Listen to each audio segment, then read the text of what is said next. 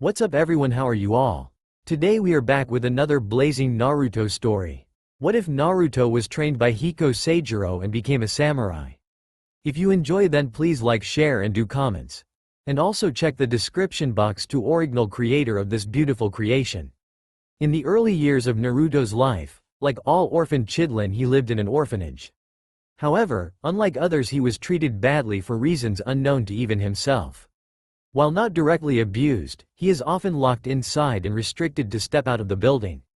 At first he was obedient, but later he wondered if he had done something wrong to warrant this kind of treatment. Even as a child, they learned quickly by observing how other children were treated compared to him. He quickly deduced that he was somehow singled out from others for reasons they wouldn't tell him. Hence began his rebellion as he bid his time to sneak out himself without them knowing. One day when the matron and carers were not looking, he took his chance and sneaked out. He had never been outside the building before, so everything is new to him. At his age, Naruto is a curious child and always wanted to explore the village. While cooped up in the orphanage, he had often seen the Hokage monument, so he was quite excited he finally get the chance to see it in person. Also, the children had often talked about the ninja academy where kids like them can learn to do cool stuff, and there is also the Hokage building. Again, there are so much he wanted to see, and now he has all the time he wanted to see everything. Having avoided the crowded main street, he made his way through the side paths to avoid both the crowds and busy streets. He wanted to see everything before the caretakers discovered his absence, but he was willing to risk it for one day of freedom. Naruto may not know it at the time, but his decision came with a heavy price and life-changing experience for him. True enough that Konoha was no small village, but a blonde hair whisker child isn't exactly common neither. Especially once the boy turned around, his whisker marks were immediately the attention to everyone's stares. Having wandering in the back streets, Naruto from time to time pop his head into the main streets to see the wonders of the Konoha shopping district. It didn't take long for someone in the crowds to spot him and knew who he was. Then everything just fell into chaos as all villagers started throwing things his way. Not waiting to find out what he had done wrong, he legged it back into the alleys, hoping to avoid the carnage. After some distance, Naruto decides to turn around. He had hoped no one would give chase, but sadly he was wrong. Having no idea why everyone was coming his way, their bloodshot eyes scares him, as well as the weapons they had in their hands. Everybody were screaming and shouting about some demon or bastard fox, and one bottle came his way close to his whereabouts and he bolted. Naruto just kept running, but was cut off when another group appear ahead of him. He isn't big enough to climb over some fence or building, but found a small opening big enough for him to crawl through. Without second thoughts, he quickly pulled himself through it. Just in time too, as the village saw him about to get away and toss their knives his way. One butcher's cleaver hit where he just pulled his legs from, shocking Naruto. He didn't wait to see if anyone is able to get past the fence or not, as he quickly kept running. It was a good thing too, because the villagers didn't give up as they try scaling over the wooden blockade that's stopping them from their target. Had Naruto turned around, it would have given him nightmares, as the complete fence had villagers crawling over it just to get to him. Nevertheless, he made a great head start. On the other side of the fence, the villagers all came together where the demon child was last seen. They were all angered that they were so close to finish what the Yondaime couldn't. It didn't take them long to see the hole the little demon disappear in, but too small for a full-grown adult to get through. Desperate for the only chance after 4 years of wait, they all try going over the fence. Unfortunately, the poor fence could not take complete weight of 40 adults climbing over it and fell over the others that got through. The first row that got over were surprised when the entire line of fence fell over, crushing them beneath it. For that reason they lost track of the demon child. Having escaped his pursuers, he tried returning back to the orphanage only to find it locked. He had cried for his forgiveness and accept any punishment, even to never ever step out of the orphanage again. It was all for naught, as no one responded, not even a sound from other orphans. Unknown to him, even his carers were scared because of him and only tolerated because of Hokage's orders. However, after his exposure to the village, they wouldn't dare to take him back again, hence they sealed every entrance and forbid anyone to leave, saying that there is a demon in the village and the whole village were hunting it. Most orphanage carers were civilians, thus they often hear what other villagers would do to the demon and find the demon lovers that hid it. Hence even against the Hokage Wraith they were more scared of what their fellow neighbors would do to them had they knew they were the ones harboring the demon. Since Naruto had left on his own, they could push the blame on him and pretend not to know about it. Back to Naruto, after a while he ended up sitting on the steps of the entrance. Sadly, it was not a safe place for him, as it is an open space where everyone can see. It wasn't long later that someone spotted him and got everyone to chase him around the village. He had tried getting help from other villagers or even the ninjas patrolling the place. Unfortunately, not only hadn't they helped, they attacked him, kicking him away from them. The ninjas even threw weapons at him, but luckily they missed. Whether they were trying to scare him or trying to kill him, Naruto didn't care. He wants to get away from all of them. He managed to lose them after ducking into a dark alley and under some houses later. It had been days since he had left the orphanage and stayed hidden all this time. He was hungry, thirsty and very exhausted. His last experience with the ninjas had frightened him and he wouldn't dare step out to be exposed again. On occasions he finds leftover bread and muddy water to sustain himself as he watches over the village. He had to move around in shadows to avoid everyone. One day he caught a group of merchants entering the village and he immediately found his way out. In this village he couldn't feel safe anyway and hoped to catch a ride as soon as possible. Having looked into all carts, he found one with hanging chains where he can grab onto and hide without being seen. It didn't take him long or hard to sneak under the cart without anyone looking, as most carts were parked in the shades and away from the middle of the streets. While the merchant were busy loading and unloading supplies, they wouldn't see or hear him going under their transport. Soon, once everything were in order, the group left to travel to other villages. Once they had left the gates without incident, Naruto cheered internally. It was his first step to freedom. Just as he had anticipated, no one bothered to check beneath the cart, nor anyone would care to look. However, what he didn't know was how long it takes to get to the next village. He had hoped to stay until the next village, then quietly sneak away just as he had done in Konoha. Without food or water, Naruto was both tired and exhausted and eventually fell from where he was hanging, causing the cart to stop. The family of merchant had thought something had fallen out and just to check, only to find a dirty kid. They were very surprised at how a child ended up middle of nowhere because the last village was 2 days away. Naruto was very lucky. The people he took a ride with were nice people, as they nursed him back to health and shared with him their food and drink. They also didn't seem to mind how dirty he was and still helped him.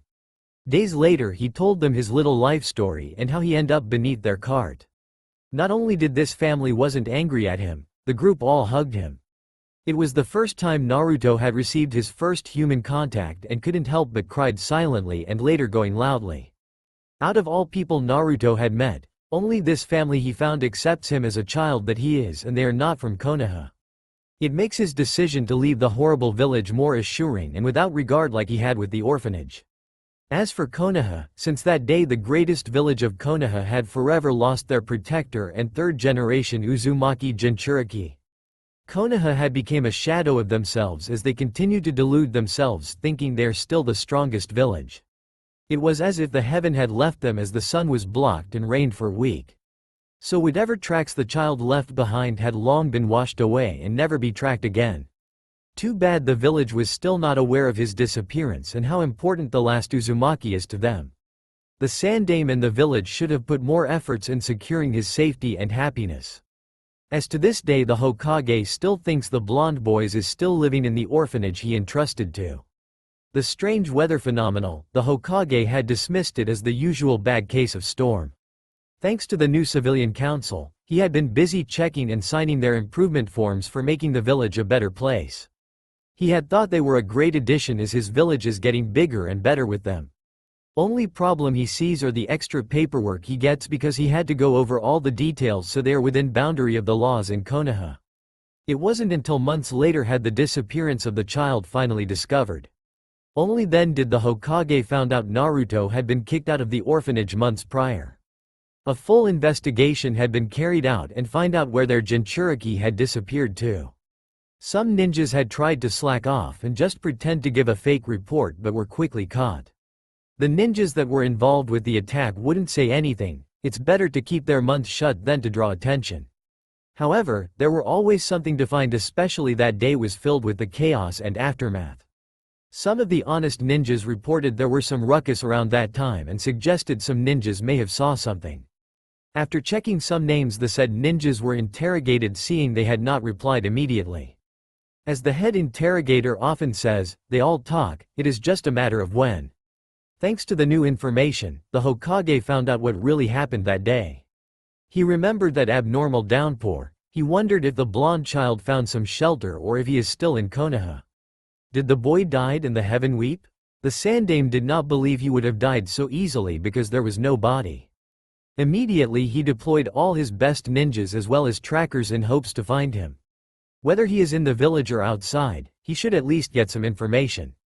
Unfortunately, thanks to the downpour, the Hokage knew there is very little chance of finding anything. He prayed Naruto is still in Konoha and only in hiding. Unlike Konoha, the world outside is no place for a 4-year-old. However, thanks to the full investigation on his desk, put together by his most trusted ninjas, the Sandaime couldn't help but felt he had failed. The investigation itself is another problem, as he found his ninjas purposely undermine his authority. They gave him false reports in hope to divert the case or hiding key elements in the information. Unfortunately for them, as the Hokage had issued a full investigation, thus more than one team were on the job. Thus, with multiple reports coming in, the village leader is able to find all the discrepancies. For this reason, the Hokage ordered an additional investigation within another to get to the bottom of this treachery. It delayed the original investigation because they needed to know whose report is to be trusted. Either way, the Hokage did not like the result. He wondered since when had his village and ninjas fell so low as to treat a child so badly. Sadly, the entire investigation took many weeks, going into months before conclusion. Once all the reports were correctly filed, he was both shocked and ashamed of his own village. Conclusion was, there were many resentments on his decision not to execute the child, and everyone were just biding their time, waiting for the demon to show its face, and they will finish it off before anyone has the chance to stop them. Having caught many and have them interrogated, the Sandaime knew they were not remorseful to what they had done. They all felt justified and vowed to finish what the Yondaime could not. 4 years of time had not extinguished their anger, nor had they forgotten that tragedy. Instead, it fueled them more. Unfortunately, the source of their anger was no other than the last Uzumaki and son of his successor. Slowly the Hokage sat himself down. He wondered if the gods too had left them and aided in the child's departure. Days passed into weeks and into months. To his disappointment, his ninjas gave him the bad news. With tracks so old they were near impossible to follow, especially on a widely used road where new tracks were common on daily basis. Not even a single clue to be found. The search went on for days to weeks, but everyone returned empty-handed. Many had even went into nearby villages for their searches, but none seen the blonde-haired whisker child nor anyone matching his description neither. The Sandaime slowly nods in understanding. It would be no surprise to him. Naruto had months head start. If lucky, he could be anywhere in the nation. If not, the Hokage didn't want to think about it. Seeing how he lived and first impression into the village was like, no doubt anywhere but here is a better place. Sighed in defeat, there is not much he can do in the meantime. Before dismissing his forces, he told them to keep an eye out for the blonde, only this time there would be no retrieval order. He did have to inform the child's godfather, and perhaps he can find something. In a village as big as Konoha, a lost child should not be such a great deal that would concern a leader such as the Hokage. However, this child was no mere child. In fact, he is both the legacy of his successor and the last member of his clan. Not only had the Hokage failed him, he had also failed the village and what it stood for. Naruto is not just the 4th's son, he is also the heir to the Uzumaki clan. Not only had they had a hand in creation of Konohagakure, they were also cousins to the Senju due to marriage. The village honored them by using their clan insignia as base for the new village, thus creation of the symbol every Konoha ninja have on their headbands. In addition, not to forget where they came from, they put the Uzumaki Spiral on all their jackets. It symbolizes eternal friendship between both the village and the Uzumaki clan. Unfortunately, over time and since Uzushiogakure destroyed, no one in the village seemed to recognize it anymore. For a child with such background willingly to leave their village, it was an omen to the wills of fire. The Hokage can only keep sighing as he recalls all the hardships his sensei had to endure to get Konoha to this day. Sadly, as leader of the village, the Sandaime had to keep what he knew to himself. Should the importance of the child be known now, the village could self-destruct on itself. Not only because of guilt, every client and lords will never trust in the village again. Naruto Uzumaki is not only important, he is also royalty and last head of the Uzumaki and its nation. As leader of his village, it shall be his burden to take this to his grave and let the rest of the village live their own lives freely. He will eventually have to answer for his failings, and he will not make any excuses. All he can do now is pray that Naruto is both safe and happy out there. He doubt he will see the boy again this life. Even if he does, there just isn't enough apologies enough to make it all better again. Since then, the Hokage was never the same again and never smiles anymore, for he carries both the guilt and shame of his village. Since leaving Konoha, Naruto had nearly died if not for the kind merchant family he hitched a ride with. Not only did they took him in, they even taught him how to fish for food and cook it afterwards. Since they were merchants, they needed goods for trade, thus they even knew how to hunt and cut off the furs which they sell later. They showed him many things and treated him like a real family. For once our hero is truly happy and feeling truly normal as one should feel in a happy family. Unfortunately, all good things comes to an end. They had the misfortune of meeting bandits. One thing lead to another, it ended up killing everyone. Not wanted to have any loose ends, they even killed the small girl in front of him. This act cruelty sent our blonde Jinchuriki completely off the edge as he felt the rage he never before experienced. It felt like anger in fluid form as it bleeds from his body and slowly coming out to the surface. He was not far off because as the red energy appears, it starts burning his skin as well as alerting all the bandits. Since then everything just turned slow motion as he completely lost himself to the rage and start picking off everything that moves. As for the bandits themselves, they had never seen anything like it, and the first thing comes to mind was the boy is a demon. Whether Naruto hear it or not, it hadn't matter as he continued to torn everything into piece. The bandits didn't even put up a fight as they were either too scared or trying to run from the scene. They were quickly picked off as Naruto dashed after them and claw through their hearts.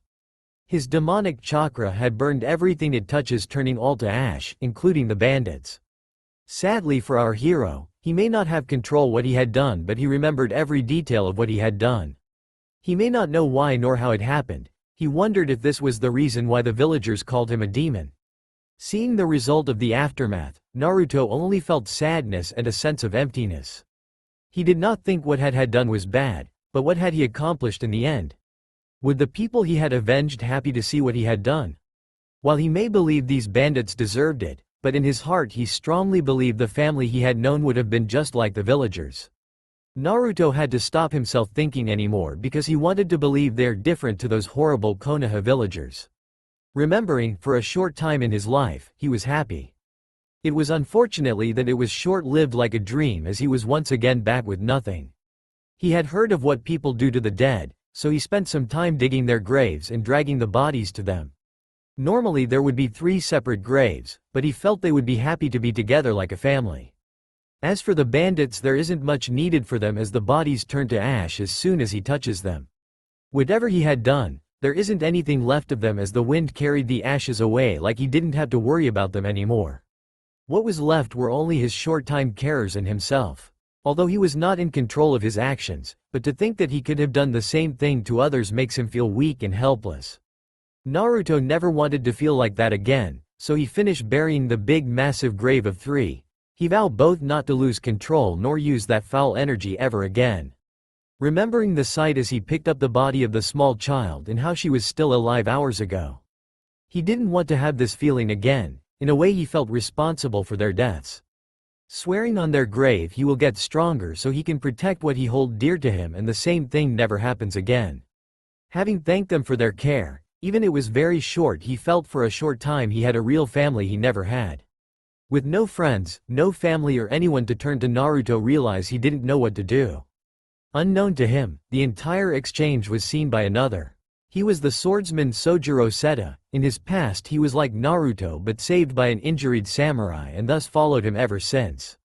His savior's name was Makoto Shishio. They had met when he was very young and still living with his abusive family. At the time the injured Makoto would have killed him, but thanks to his abusive family he ended up smiling even in the face of death. For that reason the swordsman spared him and taught him the meaning of survival of the fittest, and only the strong rule while the weak suffer. That night he was forced to kill his family, because they believe he had been hiding the killer and bringing death to their doorsteps. Since then Seijuro left with him and became one of his most loyal subordinates. Many years later, because of a duel he lost, he had to rediscover his purpose again. To repay his debt, he leave with his master his enemy's secret to his final technique he discovered in the duel. In his duel because of the swordsman Kenshin Himura, the principle he had stood this many years shattered. Fortunately, it was also because of the same swordsman that pulled him back from the verge of eternal madness. Though it was him that sent him there in the first place, but Seijuro was grateful to him. Even Kenshin didn't even give him an answer. The man had earned his respect. As the man had told him, true answers can only be found and cannot be given. Following his advice, Seijuro to this day had traveled from country to country, helping those that were in need but never stayed in one place too long. Today he happens to come across the distress scream of a girl as he quickly comes to the scene only to find the boy going into berserk rage. He watched in fascination as the bandits stood no chance. In his travel he had met many people, thus heard many tales including the tail beasts of the elemental nations. From what he had seen, the boy must have been a Jinchuriki. The shattering cry of the kid reminded him of himself as he fought for survival. After a while the kid returned back to who he once was and spent time digging his companions' graves before burying them. Having seen enough, he decides to make his appearance. A short introductions later, Seijuro learned the people he had buried were strangers, but for a short time they formed a bond with one another. Noticing the sword on his hips, Naruto did not want to be weak anymore, so he begged Seijuro to teach him swordsmanship. Having faced the exact same past, Seijuro agreed, but the child will have to travel along with him. Just like what had happened to himself, Seijuro gifted Naruto a sword to defend himself with. He had instructed Naruto to learn as much as he could from his movements because it was how he had learned them. The boy may not be very smart, but he catch on quick just from imitating all his teacher's movements. From time to time, Seijuro would give him advice as Naruto took to heart. Not only was Naruto a natural with the sword, he learned quickly by doing an explanation. However, Seijuro wanted him to learn to understand, thus took time to explain everything to him. In relative short time of 6 months, he had learned nearly everything from the swordsman, including the shukuchi. Seta Seijuro had not left anything out. After spending months with him, he was very proud of his student. It was the first time the blonde was praised, thus he didn't know how to respond, but he had his smiling face on just like his mentor. The friendly swordsman did a double take as Naruto had not just copied his style, he also copied his behavior as well. He didn't know why it happened nor how it happened. Seeing his master smiling all the time, it probably became infectious. At some point he must have copied him, and now he didn't know how not to anymore. It was also the reason Seijuro liked him so much. He was just a constant reminder of himself when he was younger. He wondered if this was how his old master must have saw in him. Naruto is like a mirror of himself, and Seijuro can see how he himself would have turned out. Not that he regret his decision to follow Makoto. It interests him to see how far the boy would go with other masters. Thus he considered letting Naruto seek out other sword masters and see how it would turn out. Unfortunately, their appearances was creeping other travelers as well as the locals. Maybe if they were alone and separated it wouldn't have been so bad, but when they stood side by side it was quite disturbing. Some officers came to investigate only to sweat drop as the two just kept on smiling. Even he was a little intimidated, and he can't just arrest someone for being cheerful. One time they crossed paths with some bandits and they got annoyed by the pair as they kept smiling even when being robbed. It somehow went too far as the two apologized at the same time while still smiling. The bandits took the two for mocking them and charged. They didn't stood a chance. Both master and student easily cut them down, and they did it politely as they killed them one by one like they were discussing about the weather. After a few more encounters against bandits and even missing nins, Seijuro felt Naruto had learned everything from him. Even though he is a highly accomplished swordsman, he felt he could never match someone like Kenshin Himura nor his late master. In fact, all of his techniques were just bits and pieces he discovered during his time working for his old master. He never actually learned any real swordsmanship. He was called a genius not because his learning ability, but because he is a prodigy swordsman without having a master. His old master Makoto called it natural talent. He named his style Tenken because it was like a gift from the heavens. Therefore Sojiro advised him to seek another master called Hiko Seijuro. Having fought in the samurai war, Sojiro kept tabs on everyone and continues to collect new information. It was part of his old job, thus it became a habit where he go. Each time they stop in a new town or village he just ask around and do a little sightseeing. With his friendly and innocent look it was easy for him to get news without arising suspicion. Hence, for the next month Naruto had to head to the last known direction where his new master would be. He was told that the Grand Master swordsman Seijuro disliked people and spends his time hiding as a potter. Unfortunately he was not given a description because even his mentor had never met him. All he knew was that he taught a student that defeated even Sojiro. As young as Naruto is, his current master had taught him well. He held no illusion that he is still a novice compared to a seasoned samurai or real swordsman. If he had become too arrogant, he could be killed instantly. It was one of the few things Sojiro had reminded him constantly, especially after he had demonstrated his instant kill Battojutsu. Having lived on the road also taught him how to stay alert at all times by always keeping half an eye open. His master showed him how to mediate to both sleep and keep his mind aware of his surrounding. Especially where to keep his sword in case he needed instantly. Unlike living in a village or a building with roof, where one would feel some form of security or safety. In the open, a time of silence is not a sign of peace but another predator's presence. Naruto had learned much and were taught how to deal with it. They often meditate together to find their centers. Sojiro said it helped to calm their minds and make them a better swordsman. However, Naruto never really understood it but followed his mentor in steps. It helps him catch some shut-eye and sense his surroundings so they don't get ambushed. The two knew they will eventually part ways, hence they were not sad when they finally part. During their time together Sojiro had told Naruto his story, how he was like the blonde in the beginning and eventually became how he is now. As a swordsman, they each have their own duty and honor. His was to continue to find answers. His quest may never end but Naruto had understood his logic thus never questioned his short-time master. Before they part ways, Naruto vowed that he will one day become a legendary swordsman and no matter where he is he will hear of him and bring him honor. Since then, it took him days to find the right mountain. Even with his speed he still had a hard time locating the cottage in an area he never been before. It isn't like there are road signs or directions because it is one single cottage and the only man there wants solitude. However, once he got there he immediately knew it was the right place because it was the only building in the whole mountain. Besides the man before him is definitely a swordsman, thanks to his previous master he's sensitive to sensing sword ki. It also helps when you are constantly on the road and need all your senses to stay away from danger. Anyway, the man may not have a sword now nor looked anything other than a potter. Since he was given permission, he entered the house and kneeled before the man. The man called Hiko Seijuro can only raised an eyebrow at his guest but said nothing. However, the blonde had caught his interest. He can sense the making of a swordsman's energy and another unknown. Still he had said nothing, he wanted to see what the kid would do. In the brief meeting of one another, both master and student had already learned what they want from one another. Since Hiko Seijuro is not only the best swordsman known, he is also the 13th Grand Master of an ancient style, hidden Mitsurugi Ryu. Thus his keen observation skill is of no surprise. As for Naruto, having taught on the road by a so-called prodigy swordsman and learned to gather information he is somewhat proficient in judging others.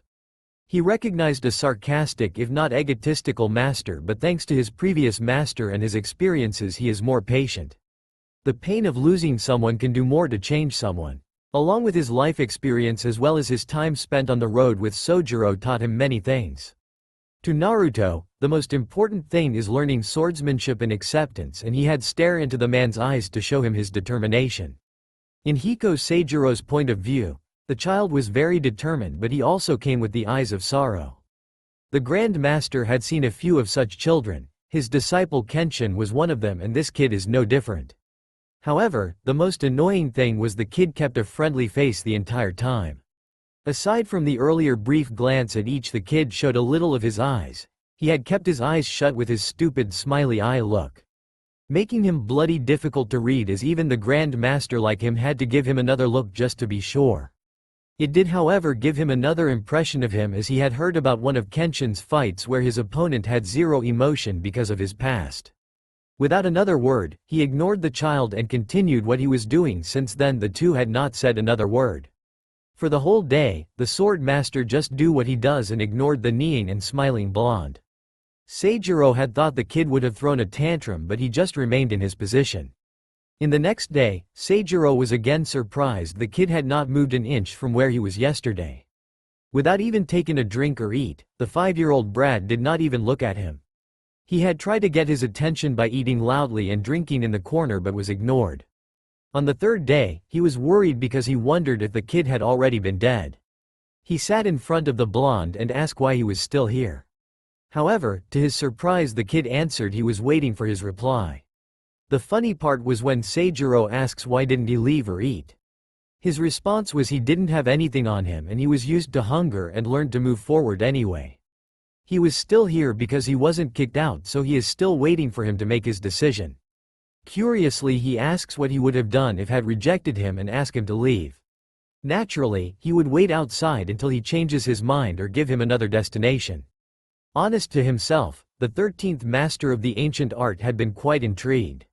Both the boy and his answers piqued his interest. As they exchanged tales, Seijuro found the kid even more interesting and eventually asked him why he was really here. Hold nothing back, Naruto told him it was a suggestion from his other master To Naruto. Hiko Seijuro had remembered that name from his other disciple because the speed used was even faster than their own school. Thus the Grand Master was quite curious if the boy had learned them. Especially the shukuchi, the kaji actually means shorten step. Just like the name itself, the technique itself makes normal step cut short, making the distance travel smaller. Hence, another translation would be shrunken steps, and according to his student the technique utilizes speed greater than hidden Mitsurugi Ryu. Since their school already using supersonic speed as base, thus it was a surprise to the Grand Master there were someone faster. The other thing that caught the 13th Grand Master more was Naruto's goal to be the greatest swordsman ever. Greatest isn't a light statement in their profession, especially in the elemental nations where ninjas thrive while swordsmen were reduced to thugs. It didn't help with many bandits using swords for their trade, thus making a bad name for people carrying swords. Finally, there is Mifune, whom his student had fought along in the samurai wars, but even he had raised to the position as general as he made his own country. He was still no match against the other 5 major villages. Times change and now it is the era for ninjas. Seijuro didn't doubt the boy. The kid had both eyes and shape to one day became great. He has both resolve and conviction both to succeed and become legend. Who knows, maybe he could make his own samurai village like the ninjas did and take over Mifune's position. The 13th Grand Master of one of the most ancient styles had never been this fired up for a long time. This boy was perfect. Not only had he the build and strength for his style, he also has the will needed just like his other student. It was unfortunately Kenshi was not physically built for this art, thus each time he uses the style it put a heavy toll on his body. If not for his strong will, Seijuro wouldn't have taught him because of the incompatibility. He may not show it now, but even the great Superman, Hiko Seijuro is feeling his age, so it would probably his last time for a student. From what he had heard of the boy's life, he knew he would not abuse his art. Already his patience had showed him he's disciplined, so he wouldn't have run off like his last student. So in the end he accepted his new apprentice with a smile. In the forthcoming days Seijuro Hiko had never been so sure of his decision. Not only is his new student determined, he was also persistent. No matter how many times he was knocked down, he would always get back up without complaint, and he did it politely too. Sometimes he wondered if the kid's last master had broke him or not. Nobody still smiles after being struck by his blade, even it was only the blunt end of it. Naruto not only got back up, bowed and resumed in the same stances again despite his injuries. Having known not to hold back even for his young student, Naruto was beaten black and blue each day only to start again the next. Aside from his normal everyday training, Seijuro often spar with him, showing him how effective the ancient way of training were by an all-out combat.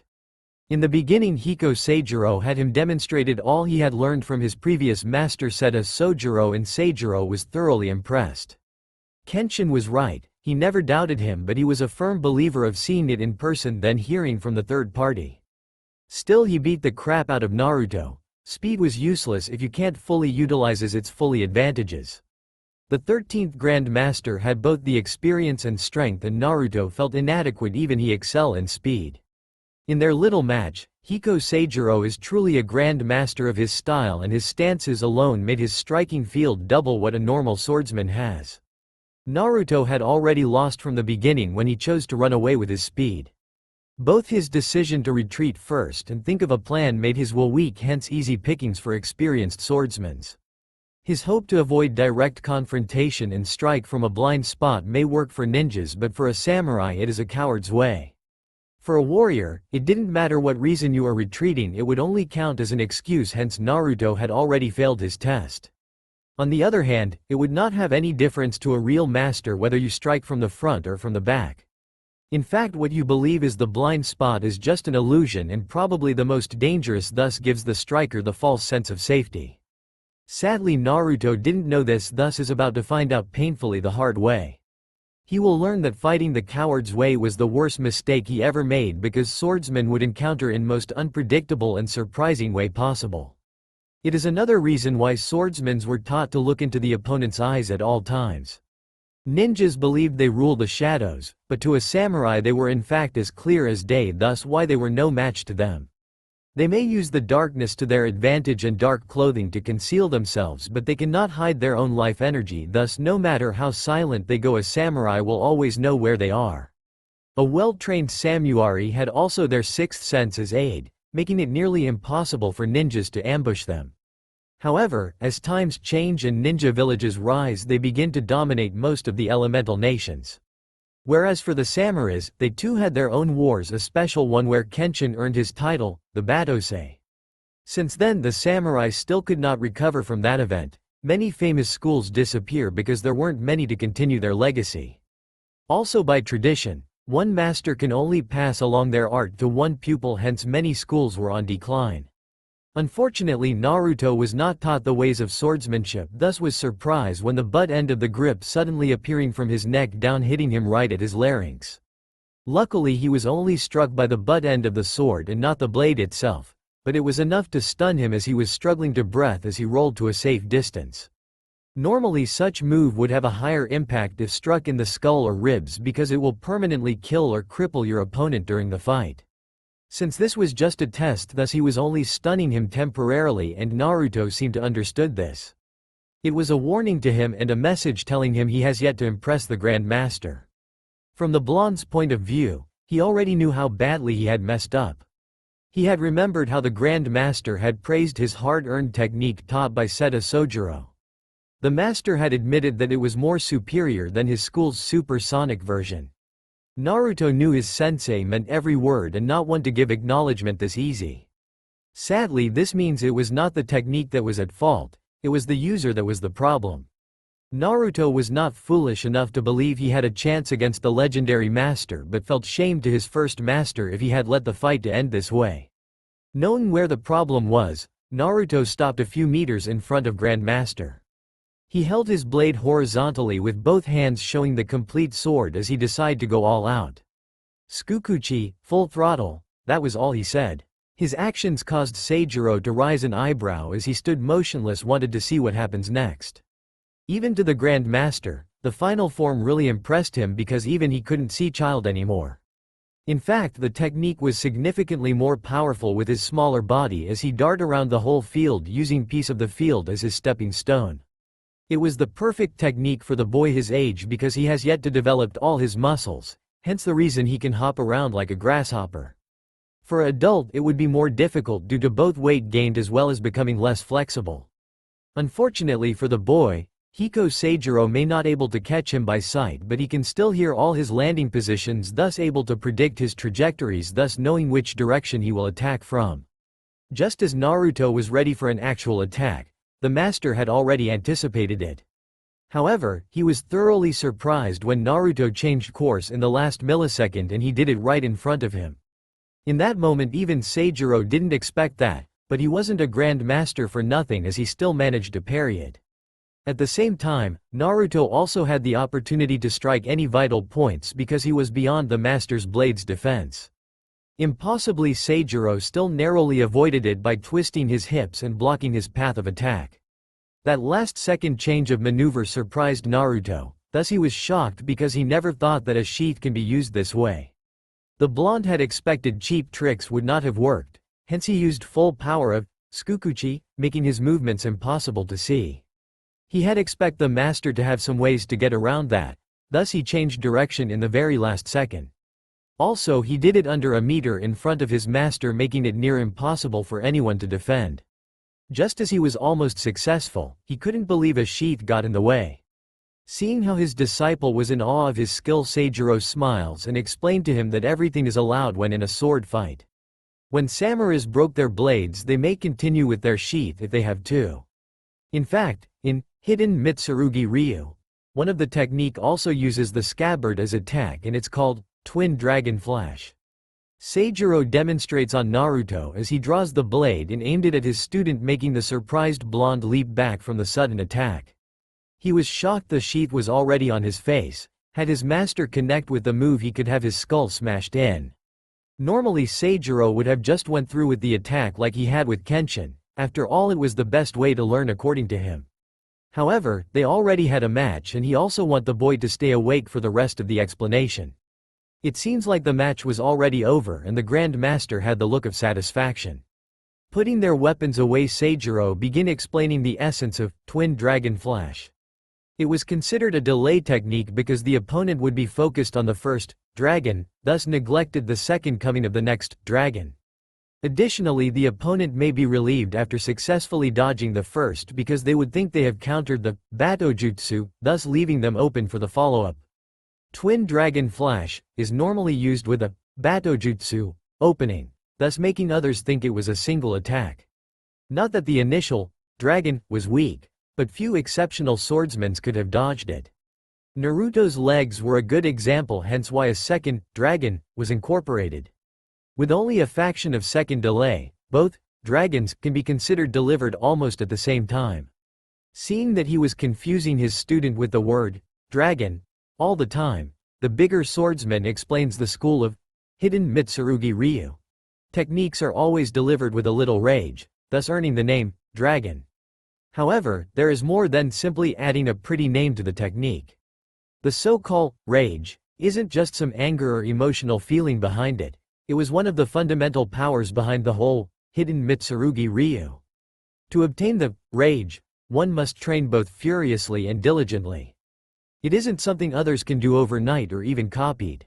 The rage of dragons can only be obtained by exceeding both human thresholds and limits, thus can sometimes cripple one if not trained properly. Others can try and imitate the moves, but they will never reach the core principles of the style without the rage.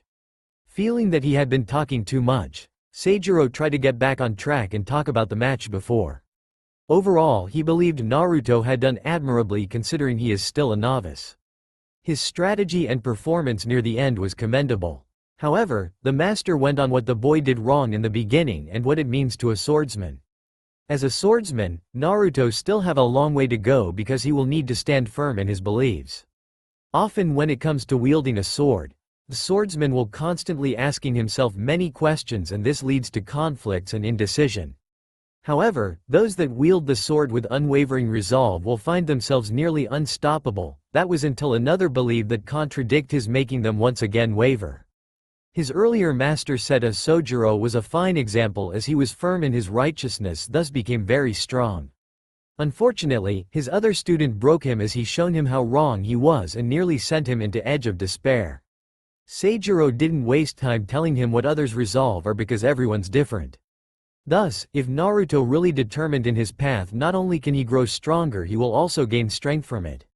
Only then can he walk the path of his blade, as it will guide him till the day he breaks or the sword breaks. However, if his resolve becomes as unshakable as it should, then neither sword or his spirit will break. Of course, those were only things to get him on the starting line, as the long road of a true swordsmanship can be a never-ending path. Hence, since then, Naruto had to learn the basic swings of the blade 1,000 times each day. It was a shock when he heard it the first day, and Seijuro had watched him and taught him the proper stances as well as the correct form. He was very strict as he had to correct him on every little detail down to even breathing. Seijuro too had expected the boy to complain, but he kept at it for 2 whole weeks without a single word nor question. For a boy his age, just the weight of an adult blade is around 2 kilograms and would be difficult for him to hold steady.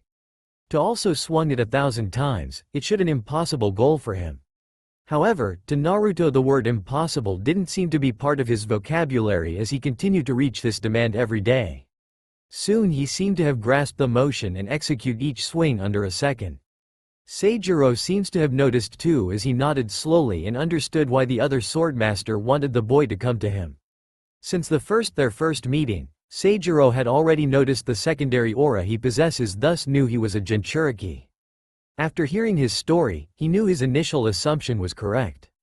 Naruto had hesitated when he comes to tell this part of the story, and the master had noticed. He had his fair share of killing and children joining in the fights and killed, thus he let the boy know that is the path of the sword. One can try cover it by making excuses such as defending themselves or doing it for loved ones, but it does not change the fact they had killed another living being. In his life he had seen his share of blood, thus he didn't care if the kid had killed all the bandits or not. Even with the news of his Biji, Master Swordsman laughed. He had yet to slay a Biji, so he would look forward of taking one down. Unfortunately for Naruto, by the end of 2 weeks he was given another basic form to continue for next 2 weeks. Only this time it will be added on top of his previous learned attack, meaning he will be doing a total of 1,000 for each, thus 2,000 in total. This time, the master added that there are a total of 9 basic sword attacks and he will practice until his body can remember them instinctively. Seijuro had thought it would get a wise out of him, but he was sorely disappointed. Apart from the initial surprise, the blonde seemed to be happy with the tedious training. When asked why he was so excited, he said he felt he had accomplished something and will work hard to earn all the techniques he was willing to teach. Unknown to his teacher, Naruto was grateful to his new sensei because he was another person alive to acknowledge him, thus he didn't want to disappoint him. While the training was boring for some, but to Naruto he felt he was making progress, thus didn't mind the repetitive physical exercise. At least it is better than any stupid scroll or reading history. Before he was inducted to the new school of training, his master forbid him to use his previous master's art while learning hidden Mitsurugi Ryu. While the moves from his previous master was an excellent and perfect combination with his school, but Seijuro couldn't help him with it. Thus, he will have to work it out in his own time and incorporate it together after he masters the new style.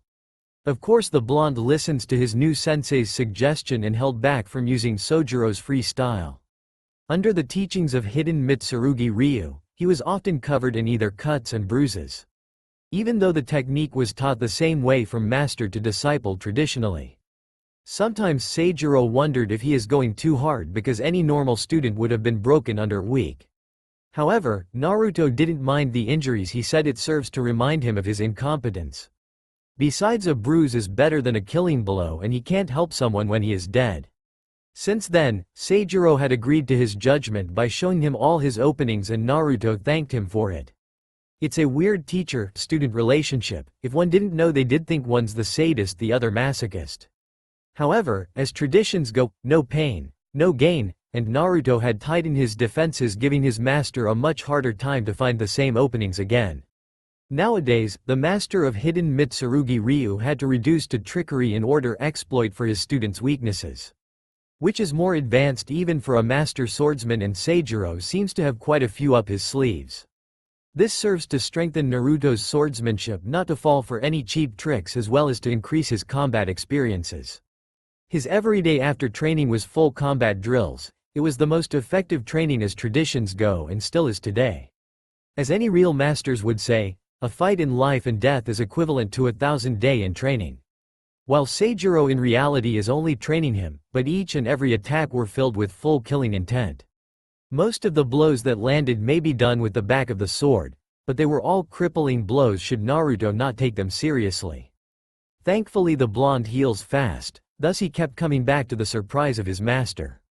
For that reason, Naruto experienced combat after combat almost on daily basis, thus learning at an exponential rate. Technique-wise, The boy has it all down, but he is still young, thus will grow stronger in time. Seijuro felt his latest student surprised him in many ways. He had long surpassed children in his age and even Kenshin at that stage. In the meantime, under restricted conditions they were evenly matched. The boy somehow met his blade on equal grounds, even he is the stronger one. Under normal circumstances this is scientifically not logical nor possible. However, he found other ways to counter by using both his legs and full body weight, thus gave him the additional force he needed. Swordsmen wield their blade like it is part of their hands. It is possibly what one of the top swordsmen can do. Naruto on the other hand took it to another level and throws entire weight into it, thus making him part of the blade. It was interesting in the master's eyes, and it was the reason he is able to meet him head-on in a blade fight. Of course he doesn't do it all the time, but on occasions he made such defensive play it throws opponent off. While he prohibit him from using his other style, his leg strength is already at a point where he excel in just the hidden Mitsurugi Ryu, speed. For one so young, the boy is already a young master, and Seijuro knows it is time for the next step. Seijuro knew his student has both talent and strength. It would be no surprise he could beat him eventually without even the final technique. However, this was off the point because he wanted to test him himself, and he isn't getting any younger, thus cannot wait for the training to run its course. That is, if he still wanted to pass the mantle of Grandmaster, he needed to do this, and while his body is still in adequate shape. Hence the reason he is showing his prized technique, 9-head Dragon Flash, which he demonstrated by using him as live target. This way Naruto can fully experience the flow and realize that there is no escape from the attack. Even with his superior leg speed, it'll only be a matter of time until the blows connect. With his disadvantages in both strength and height, it was near impossible for him to meet it blow for blow. Naruto knew he may block maximum of 1 to 2 strikes using his newfound way to fight his master, but he could never block 9 blows at the same time. It is simply put, an ultimate technique that utilizes the user's rage 9 times as well as pushing the user's body to the max just for its execution. Just as he was thinking of a way for possible counter, he was surprised by his master taking off his cloak. He was further shocked that it make a heavy, thug, sound, only to find out that it was a weighted cloak which stupidly limits the wearer's power and speed. Naruto had to roll his eyes as his master explains it was to limit a Grand Master's power so he can fight fairly among the mortals. Sadly, what happened next the blonde could never forget in his entire life. His master's build, while impressive, but his test swing sent chills to the blonde's entire body. For the first time, Naruto bear witness to the true powers of his master's full strength and without restraint. Similar to Kenshin and Seijuro himself when he had to face his own master, they both really thought they were going to die that day. Naruto was no different, he too was shaken to the core and almost seeing his own death from just one swing. He couldn't help but wonder what kind of monster his master was hiding underneath that oversized cloak of his. The whole deal simply defied the true meaning of both strength and power.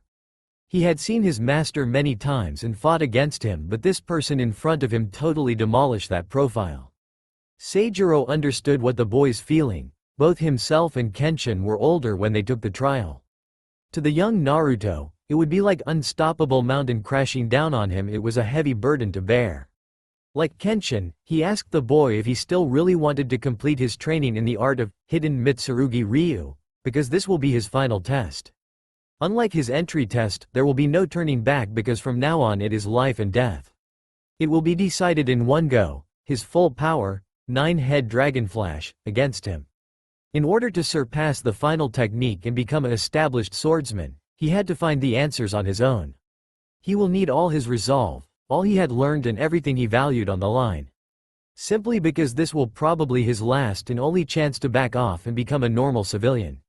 For this reason, the master solemnly give his young student one night to overcome this ordeal because tomorrow he will either be dead or his successor. It is the reason why there is only one master and one student for every generation of hidden Mitsurugi Ryu. The master will always have some to succeed him and kept the school going. It was how he became 13th Grand Master of his school. From the point he had taken Naruto as student, he had prepared for this day just like his master before him. It is a heavy burden for the bearer of the greatest swordsman's art. The art that can single-hand turn the tide of any war.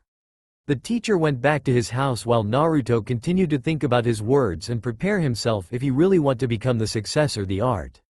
Seijuro can only sigh lightly. He had had the same position when he was passing his final technique to Kenshin. It was not easy for him either because he had nearly died once and also the thought of killing his older student. There are no hesitation in a sword fight, so he will again go through the same idea of killing his second disciple or be killed again. To be honest, Seijuro is a little worried for his new and much younger student. Kenshin was able to pass the trial because he had friends waiting for him, but Naruto had no one. The technique requires the user to have a strong desire to survive in order to pull off. Stronger the desire, the stronger the technique. Throughout the human history, there is nothing stronger than the love of another. This in effect a great disadvantage for his current student because he has no one and too young to love another. In the next day, both parties had heavy thoughts and didn't slept a wink. However, they still meet in the same place where they will have their final showdown. Neither master nor student said anything until they were at the spot. Just as Seijuro had feared, Naruto had no answers. Stealing his resolve, he faces his student while Naruto didn't back down. Both said their piece of goodbyes while Naruto thanked his master for his teaching. 5 years had been a long time and Naruto had learned much under his tuition. Both swordsmen prepared their blades. Seijuro had already drawn his whereas Naruto kept his in his Battojutsu stance. Without a warning both parties disappeared into one another in a blink of an eye. Just like before, Naruto felt the overwhelming force of the unstoppable mountain as 9 blades closes in on him boxing him in one place. He too had stepped into Battojutsu, drawing point where he is likely drawn anytime. It will be an instant as he held true to his belief. While it is true Naruto had no one in his life, but he made one promise in the grave of the girl he buried. That he will never lose his precious friends again. For that promise he had already had his blade drawn and already cut into his sensei. But before he had followed for the kill, he used Sito's move and flashed several steps backwards. In that split millisecond Seijuro had watched his student overcame his trial but in the last millisecond backed off. Puzzled and confused he looked to his student while examining his own wound. Even the attack was not completed, it was still deadly.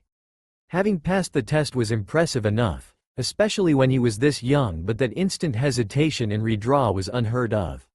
Especially in the middle of execution was impossible. Even the egotistical Grand Master could never thought of it possible. It is like firing a rifle and trying to stopping the bullet from exiting. He was not angry, because he knew his student very well but he wanted an explanation. As for the blonde, he had just escaped from death as well as performing 2 techniques in less than a second. He was already sweating and exhausted as he rested near a rock trying to catch his breath. Hidden Mitsurugi Ryu isn't some convention style that you find in skill scrolls that everyone can learn from. It can only be passed down from master to student by intensive physical training. Every one of its techniques requires both wills and strengths of its wielders to surpass all human threshold limits in order to execute to its maximum potential. Normally someone as young as Naruto should not be taught until he was older, but from their sparring the Grand Master found his student out of ordinary. Plus his wound heal much faster than even normal adults, thus he was confident the child can handle the full training. He had tested his theory by making the session tougher and would probably kill any normal human being, including his first student too. However, not only Naruto got back up, he was back to full health a few days later. That's how 13th Grand Master of Hidden Mitsurugi Ryu Hiko Seijuro found out how special the child was. He had knew then his student is destined for greatness, not as great himself of course. Back to Naruto, having rested enough he turns to his master. While his teacher hadn't said a word, but his stance told him he wanted answers. He knew Seijuro was a traditionalist, thus could be mad how he didn't complete the ritual to succeed the title of Grand Master. Turning to his master he complained how wrong the test and tradition were. He had already grasped what was needed to do in order to strengthen and control the technique, so why does he still have to follow through with the stupid ritual? His teacher may be a sarcastic, egotistical and a punishing taskmaster asshole, and on occasions he wished he had killed the bastard, but he is still his sensei. Before he had met him he had vowed to gain strength to protect his precious friends, and killing his precious asshole sensei would go against his promise. Though Seijuro was mad about the asshole reference, but he understood student and let it slide. He did complain every student he trained was like that, they do what they want. The blonde had not finished because he wanted his masters to live and see his accomplishments. Never the Grand Master of the hidden Mitsurugi Ryu ever felt so proud of his student. He slapped the boy hard on the back, smashing him to the ground and dragged him into the house for a drink. It doesn't matter if he's underage, the kid's too mature for his own good. Besides, if he listen anymore he might cry and destroy his badass image he worked so hard for. Still, today event had shown him that Naruto was ready and it is also time for him to continue his journey. The next day, the master addressed his blonde student and told him his decisions. Their time together had shaped both master and student an unbreakable bond and understanding.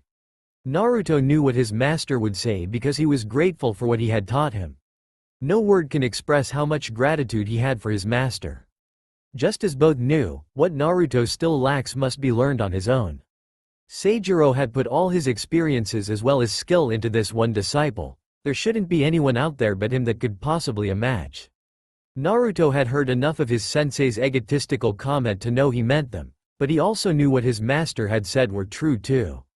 Combined with his other sensei's shukuchi, his hidden Mitsurugi Ryu style is unmatched.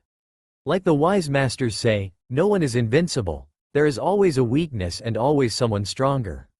Even a child can take out an adult if the right strategy is employed. Just like his other master Hiko Seijuro, Naruto is also starting his own path. As he had often quote, one's path cannot be shown, it can only be chosen. Meaning to decide on your own. So in his mind, he had longed one day he would have to take his real step as a true swordsman. Seijuro was all smiles as he sends his possibly final student away. He knew this kid would make hidden Mitsurugi Ryu the fearful technique in the whole Element Nation. A warrior of hidden Mitsurugi Ryu can never take sides in times of conflict, they must follow their own heart.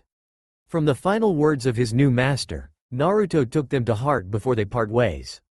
Since leaving the mountains, Naruto had taken both his mentor's words to heart and set forth in his own path. It will be a few months before anyone heard his name, and to others he will be known as the Phantom Battosai. However, while his masters may or may not see him again, they will know it's him when they hear his nickname. Ironically, he also received the name of Battosai, just like the other user of hidden Mitsurugi Ryu. In the beginning, there were only sighting of an unknown swordsman that disappear without a trace. Travelers at first thought it was only a trick of the light, or just didn't think it was important, thus ignored them. It was only later they found a number of bodies wherever the swordsman was spotted. Some thought he was some vengeful spirit of some dead samurai, and the fact that he always dresses in white lead them to believe he was some kind of ghost. From the way the bodies were cut, they just couldn't believe not a single drop of blood were on him. There were rumors that was how he got his name, the Phantom Battosai. They also gave him other names like Ghost Swordsman, White Samurai, or Evil Slayer, etc. Officially, no village gave him a bounty because each and every man he slayed were either guilty or later found criminals. Thus, only the underground bosses want his head, as he had closed many of their operations. Unfortunately, no one knows who he was, thus making these crime lords so frustrated. All they know was he only dress in white, and there were many people who does too. Unknown to them, the actual Phantom Battosai was not even in his teens yet, and Naruto had no intention of announcing to the world who he was. Besides, who would believe the famous executioner was just a child? Like his namesake, he was no hero, he just kills who he think is a bad guy. He also wasn't arrogant enough to think who will live and who should die. After training with two masters, he came to the same conclusion like Kenshin to protect those that needed his protection. Those bandits or criminals that met his criteria will quickly be cut down, and any prisoner he find will immediately be released. If there happens to be a time where he was unsure, he would camp around them until he decided to act, but those occasions were rare. Somehow they were like his sixth senses, as he looked and observed their movements as well as looking into their eyes. Ones with dark and evil intentions were easy to sense, and along with his gut feelings, not many can escape his judgment. With his sharp and acute senses, he could even kill them all blindfolded. Their ill and disgusting aura were like ugly beacons telling him their exact position. Also, his completed training with Hiko Seijuro gave him all the experience he needed to know how his opponent would fight him. Plus the time he spent with Seda Sojiro taught him how to move in the dark and without even knocking into trees. The bandits stood no chance. After taking care of them, he just broke the locks and be on his way. Slaves and hostages can free themselves later in the morning. They should be able to handle the rest on their own. It was quick and quiet that the prisoners didn't know they were freed until next morning. Since he was relatively new in this, thus there wasn't much he could offer them. Having no known contacts nor money, there isn't any reason for him to hang around. Besides, if he still want to keep his identity a secret, the less people see him the better. Those that did see him always end up dead, and since the prisoners were normally locked up, thus he was safe. Even they do somehow see him, it would be just a blur because he was moving very fast. It was the reason why no one figured out he was still only 10 years of age. The real story started a few days after he left the mountains. He didn't think he would encounter bandits so soon, but was surprised he ended up in the middle of their raid. Sadly, it was too late as everyone was dead and the bandits were fighting over who should get a bigger share. Seeing it was just a kid and that he was coming from the mountains, they thought he had no money, thus told him to get lost. However, the bandit whom lost his argument thought he could get the sword off the brat instead. Before he can finish his demand, he was used as example for double dragon flash, where he was cut through the waist as his upper half was slammed to the side like trash. His zero response and swift actions stunned the entire camp as they never seen such brutality and swordsmanship. It took nearly 3 seconds for the lower half to fall, thus waking the other gang as they found the kid no longer where he was. They readied their weapons, but it was too late as Naruto had already killed them. Before he left, Naruto burned the cart along with the dead merchants. As for the bandits, they can rot for all he care. Since then he had been taking down misfits after misfits, thus caught the attention of mob bosses. With supplies coming in low, they began to investigate the source. Unfortunately, the men they sent either came back with dead ends or never returned at all. It was later they found out all their hired men were dead. When reports came in from living victims, they figured out someone was killing their sources. They called him the Battosai because he already killed over 100 of their people. On top of that, they also placed a large bounty for his head, but without a picture no one knew who they were looking for. Since the only available description was his white dress code, thus many swordsmen were dragged into fights or shadowed by assailants. Among the chaos there was Naruto. They never suspected him and most would think he was just an errand boy or something. He had knew the mob bosses were after him. Months traveling with Hiko Seijuro also taught him the values of information gathering. He knew where to go and who to ask for information. All he had to do is pretend he was there on behalf of his master. With the right amount of Ryo, he didn't need a reason and the informants will give him what he needs. In addition to his oversized cloak and patches over his whisker marks he hides from others in case anyone recognized him. Naruto too had thought about taking out the crime lords and be done with it because they were the main culprits, but later decided not to. He didn't want to start a bloodbath in the middle of the city. Nor does he want to raise too many red flags on himself, thus he kept a low profile. Besides, it would cause an army of the innocent local enforcers on him, thus he left them alone unless he absolutely must intervene. Without the thugs doing their dirty work, these crime bosses wouldn't get their hands dirty nor get involved directly. Officially there were never a bounty for him because each and every man he slayed were either guilty or later found criminals. Only crime lords still kept an active reward for his head and wouldn't do it too openly to prevent him targeting them. Besides, they still don't know who he is. There was one time where one of them went too far and challenged the Battosai directly. While he also had no information on who he was, he figured out there may be something between him and the people he had rescued. Thus, with his ingenious idea, he decided to capture these people and had them placed on the chopping board. Sadly, these people had only been released from one hell only to go into another. They were some of the refugees that had the unfortunate luck to come to this town and end up in the hands of the corrupt mayor. Like all normal civilians, they report to the nearest police station and gave in their statement as well, notify them of the dead bodies. However, unknown to both the station and these people, the report all end up on the table of the mayor. Having read their reports, the mayor knew he had the right group and locked them up as accomplices for killing good people. His decree was for the Battosai to both reveal and surrender himself to their justice. That evening, just as they believed the cowardly swordsman wouldn't show up, the mayor ordered for everyone's execution. Whether these people were with the Battosai or not mean nothing to him. They were just an excuse for trapping the elusive swordsman. Just as the guards starts to drag the refugees for a live execution, darkness fell on them. By the time the servants relight all the torches, they were surprised the mayor was no longer shouting for orders. They found the reason as they turn around find all guards dead in their own pool of blood, including their employer. Officials were called and came for the investigation, and few daimyos even showed up for the body. However, unknown to others, all the people present were once either threatened or forced to do business with the mayor. When news reached their ears, they had to come personally to see for themselves and to make sure he was really dead. With so many leaders in one place, the commissioner had to do a full investigation and find out how and why it had happened. Thankfully, they assured him they were not interested in the capture because deep down they knew they all wanted the mayor dead.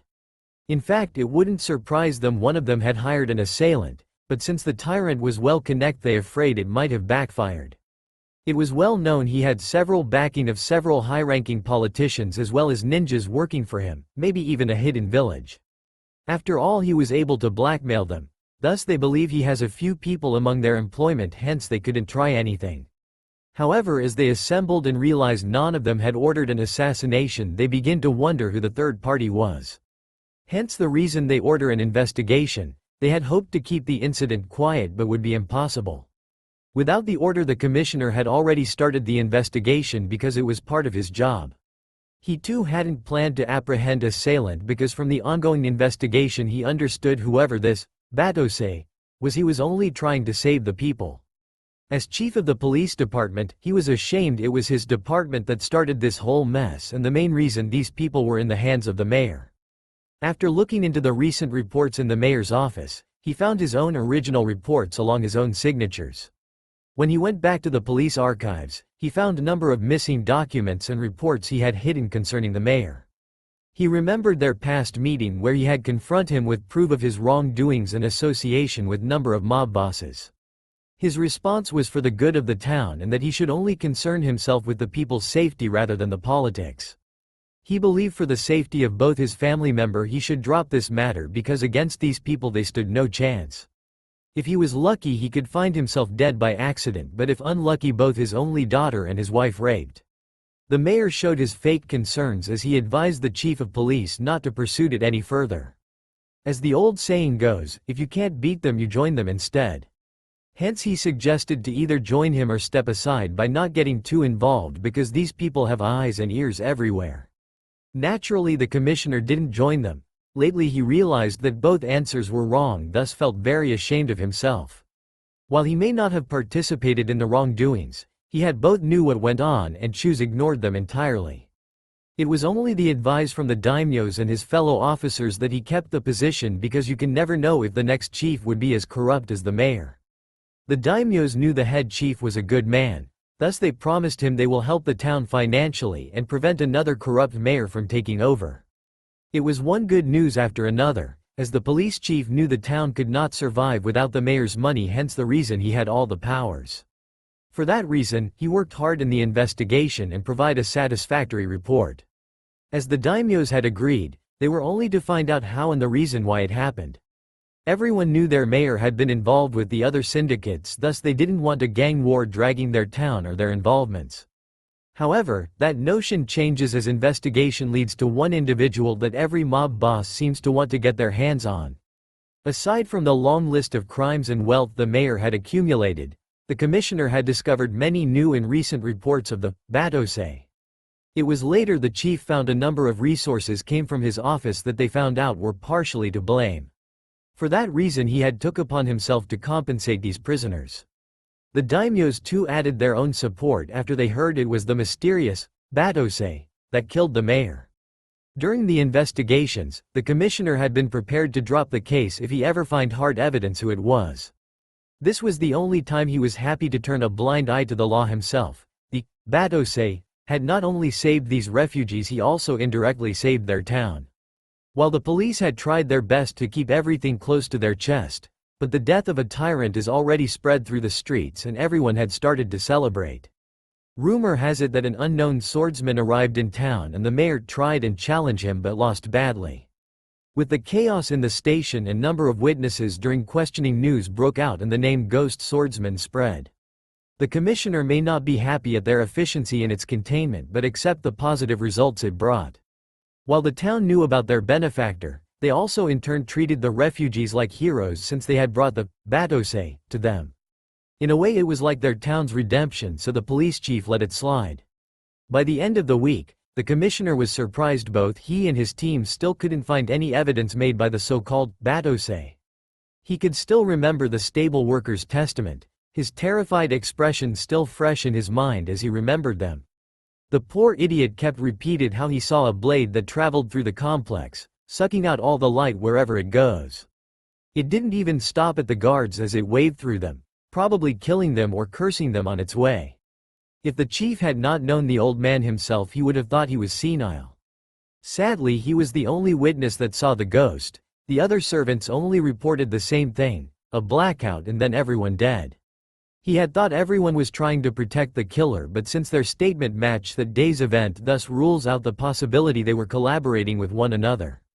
Based on the on-site investigation, the killer did not even leave a single footprint. Impossible. In his 30 years of police work, how can the Battosai leave the site without getting blood on him when the whole court is in a pool of blood? However, one thing was clear. The killing blow were made by an extremely well-trained swordsman. Experts examined both the killing blows and cut marks. They all believed it was made with a nodashi and by a very skilled swordsman. What was even more amazing was even they never seen marks such as these. It was done without hesitation and cutting right through the bone, which was difficult even for well-trained swordsmen. Unfortunately, it was the only evidence he had to the Battosai, as it matches the kills in his other reports from another district. Apparently they were not the only people investigating this swordsman.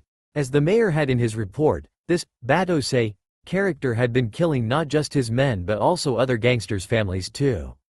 Seeing that they already had a bounty that rivaled the strongest hidden villages, many organizations too had been looking into the elusive mystery man. It was fortunately that no one knows who he was or his real identity. According to the underground network, there had been over 300 outlaws slayed in less than 4 months. The commissioner guessed it would now be over 400 criminals now if they includes the mayor and the rest of his group. As for Naruto, when the mayor had challenged him, he arrived 3 days early and waited to see if he was really going along with the plan. For days he sat from the tallest hotel window and watched the manor, remembering engaging all the men coming in and out of the compound. He wasn't arrogant to think he can take care of everyone without doing some background check on them. Especially the mayor, he was in this business long before he was born. It isn't unlikely that he had some strong bodyguards protecting him. If he really needed to get involved, he will need to make sure the operation goes 100% successful. In the past he had made a decision to not go for mob bosses. Aside from being too high-profiled, they have also their own families and sometimes have complicated reasons to be in this line of business. Hence he didn't want to get too involved, thus only cut off their supply line and be done with it. However, when the mayor made his decree, he knew this was inevitable, so he waited until the execution day for the mayor to possibly change his mind. As he waited, he had wondered if he should just stormed in instead of letting these people suffer. He knew in his code he couldn't save everyone, so he didn't falter and stood by his sword. Like a real swordsman, he held his blade close for support. It had been his only partner and only source of reassurance for whatever hardship he will face ahead. So when the day was over and the mayor gave his order for the execution, he too exploded into action. 3 days of bottled-up rage, uncertainty and waiting he had to endure. Now it's payback time, and he will carry all that anger and frustration direct them on every member of the mobster gang. Without even stopping, he made a X/ motion before follow up with the butt end of his sword to crash through. Not only the door, the guards too were killed by the slices, and they were just obstacles to him. It was a race against time, so he couldn't afford any delays. With 2 men down, he still have 74 to go and 1 mayor. Having made his explosive entry, he brought himself some extra time as they will stop the execution and investigate. His keen senses told him exactly where everyone were, and his ruckus also caused some coming his way. It wouldn't have mattered anyway, because tonight none will live through sunrise. He had watched and endured for the past 3 days. These thugs were like bandits, only they operate within the town. Our hero was a little surprised how the local police even made way and turned a blind eye on them. He had asked around and listened to the town folks talked about the mayor. They had had their chance, now it would be his turn to clean up. In matter of seconds, he had cleared the hallway. They were just peons and he didn't even need to swing his sword. All he did was run and let his blade catch their veins or vital parts. His speed was so fast they only felt a draft and later in a pool of their own blood. Even if they saw him coming, they wouldn't know how to defend themselves. They'd be like watching a horse about to trample you, as they were too shocked to react. Only those with sufficient discipline and reflexes can they overcome their inevitable death. On his way to the courtyard, he ran so fast he left behind a vacuum and sonic boom, snuffing out torches as well as breaking all the oil lamps. Anyone watching it would seem like some kind of ghost or shinigami passing through. This was especially true when they found out everyone was dead afterwards. The stronger and more experienced sword users may be fast enough to draw their swords, but against the secrets of hidden Mitsurugi Ryu, they were too outclassed. Days spent on observation weren't wasted as Naruto made note on their styles and how many high-level swordsmen he will be up against. It was the reason he uses Dragon Hammer Flash immediately before they clash. He had knew from the start all their strengths. These mercenaries can only watch and disbelieve when their weapon broke and themselves split in half. Thankfully there were only 3 real sword users and Naruto could have beaten them by normal means. However, he didn't want to waste too much time on pointless fighting, thus just overpower them with his specials. Against hidden Mitsurugi Ryu, if one was to simply just block, you will find yourself either a head shorter or 1 life less. Also their weapons was like scrap metal when compare against a true samurai blade. A good sword cannot be taken by just anybody, they must be earned through many hardship and trials. It was believed that the best samurai blade was made with at least 1,000 folds. Any blacksmith can tell you how much effort it was to just fold a blade. They must first heat the metal then beat it to complete the first step of the folding process. The process was not complete until you beat it back into the same shape, and that was just 1 fold. If you can imagine repeating the steps 1,000 times, the sword would be priceless and no smith would be willing to part with something they put this much effort to it. A completed samurai sword, along with the sharpening and finishing touches, were almost a work of art. Only the most dedicated maker can endure the complete process, otherwise it would just be another failure. Hence the reason why only those they trust would they be willing to hand over their best work. A life's work is only a fair exchange with a life's debt, hence why good sword cannot be bought simply by money. They wouldn't give it to some no-name swordsman only for it to be stolen or lost, hence only real swordsmen have the honor to own such blades. A good example was Arai Shaku, who was a master swordsmith in the samurai wars. His work was legendary as many samurai still sought after his work even after the war. At the time he had wanted to create a world without conflict, thus why he studied different ways of killing and created the weapons. Sadly his family misunderstood his intentions, thus had not followed his way. However, he had not faltered because he wanted a world where his son can live in peace, thus why he continued to forge and create the ultimate weapons for the samurais. Those that put all their body and soul into making a sword are like painters. Only difference was a sword has a purpose while a painting was just art. While all swords may look the same, but the quality and amount of effort put to it will show when they cross. It was another reason why the commissioner was so fascinated. He had never seen a sword fight so overwhelmingly one-sided. Especially when it was 76 against 1, thus it was odd they were completely outmatched. His obvious target was the mayor. Thus only him, the Battosai, have cut off his head. Thanks to this incident, his nickname changed to Phantom Battosai.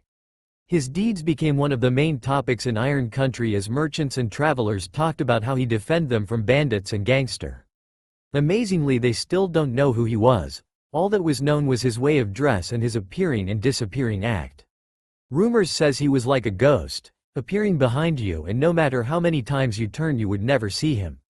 Others talked about his sword skills as he cut steel like paper. Of course ninjas and swordsmen were less inclined to believe everything. Those around samurai country had to accept some resemblance of truth as evidence pile itself as more and more cases presents itself.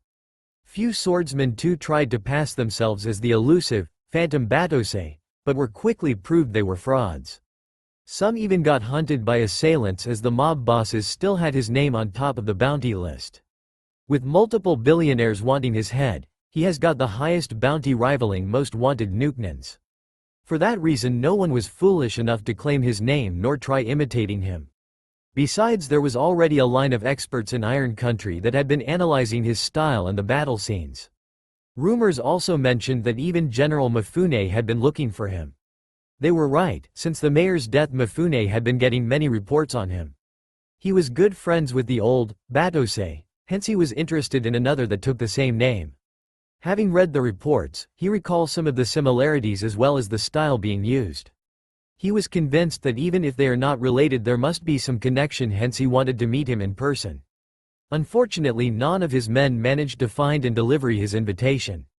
Instead they found more bodies and were always days behind. It seems wherever he goes dead bandits pile after him. It was good for those so-called experts since they get another fresh case as they flock seen like hungry pigeons during feeding time. Those that had been keeping tabs on him will find themselves rather shocked as it was not just simple thugs he had been slaying. Usually such ragtag group were led by someone strong, often by Nuknins that was kicked out of their hidden villages. Some even came from famous villages and they were no genins. In fact, the newest addition to his record was from Kumo and was a well-known jonin for his speed that rivals the Raikage. He was somehow turned traitor when he wanted to kill the Kage's brother, Killer B, due to his Jinchuriki status. It seems most his family were killed since they were part of the team to subdue the Biju and got killed in the process. Obviously he blamed Killer B for it. However, surprisingly he couldn't last even a single confrontation against the swordsman. Thanks to this, many ninjas were quite wary of the Phantom Battosai. His deeds were no secret as they were very detailed in the official reports. They called themselves the forensic anthropologists as they analyzes the bodies and cite for evidence. Surprisingly, they were very accurate as they based their hypothesis on conclusive site evidence. With sight undisturbed, they concluded the report with extra confidence. Based on their analysis, they believed the ninja was killed in mid-combat. His drawn weapons were strong indication they were fighting. However, his shock expression at the time of death point out how ill-prepared he was. Since there were hardly any defensive wounds, they deduced that the fight was relatively short. In fact, they believed the ninja couldn't put up a single defense nor any evidential offense and died a quick death. The body was sent back to Kumo for identification, thus how they learned about the swordsman. Iron Country decided to keep the bounty payment in case they found the elusive Phantom Battosai. Like General Mifune had said it himself, their nation owed the swordsman their gratitude. In the very beginning no one believed his existence and the officials could not just take a few travelers' words for granted. They reported that they felt a cold draft and then later discovered all the dead bodies. They strongly believed whatever flew past them were the ghost responsible. Other travelers said they saw a ghost at the scene because it disappeared immediately after they thought they were seeing things. The fact that not a single bandit left alive made them wonder if it was a raiding party of vigilantes, but after examining the scene there weren't enough footprints to support that theory. With no one coming forth to claim responsibility, the cases were left cold for months. Only later, when they have surviving victims, could they file a proper report. Even then the case were sketchy. They couldn't exactly put down the people were rescued by a ghost. However, when they put the previous reports together they believed the cases were linked. At least they believe whoever doing the killing was human, since every dead they have recovered were either bandits or on the wanted poster. It helps them to know they won't be trying to apprehend someone that was on their side. Thanks to their work, no search party or arrest were issued. After all, there were no law against killing the bad guys. It was the reason why wanted posters were posted. The real question was, why didn't anyone come forward and claim the bounty? It was something the officials were still trying to work out. One officer thought out loud that maybe it was really a ghost that did all the killing. He was immediately kicked off his chair.